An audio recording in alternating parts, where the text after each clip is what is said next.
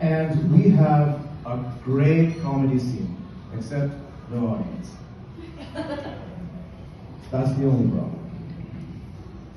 After every show, the entire audience goes home in one Uber pool, driven by me.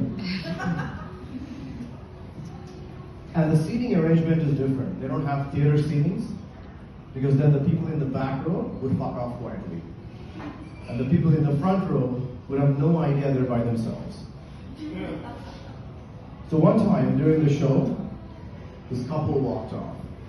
And I was like, it's okay, it happens. A few minutes later, I see them coming back in. And I was like, wait a minute. This is a game-changing moment. They have realized their mistake, and they're coming back in. And then they were like, no, we forgot our umbrella. And we were fucking out. I used to host a Friday night comedy room. And the number of maximum audience and the number of minimum audience was the same, too.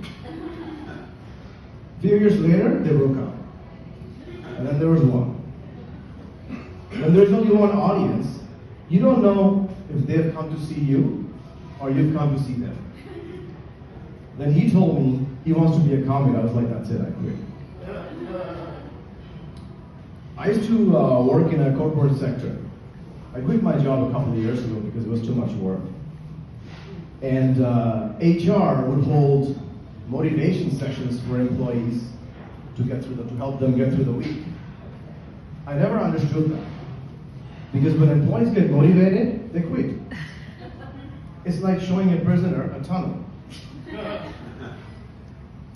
And this motivational guy used to send me motivational quotes late at night with spelling mistakes without my consent. Sri Joy, you're a winner. There is no guarantee of that. I mean, in life, we win some, we lose some. Like, we win inheritance, we lose our dad. Guys, I've been dating this girl for a couple of years, and I'm feeling pressure from everywhere to get married. The other day, this guy was like, why aren't you married? I was like, you're my Uber driver, look in the front. Then he started asking me all these philosophical questions, like, where do you want to go in life? I said, right. Then he started asking, where do you see yourself in 5 years? What do you do for a living? I said, I'm a comedian.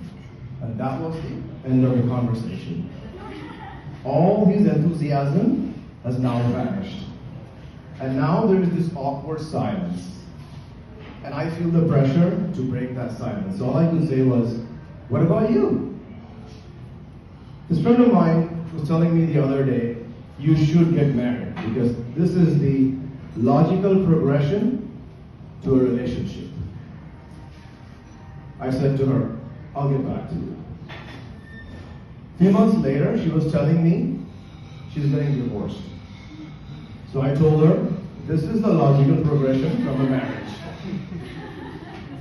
She told me she's pregnant and she wants to keep the baby. She said, I don't want to see this ugly fucker's face in the mornings anymore. I hate him, but I want to keep the baby, not this ugly guy.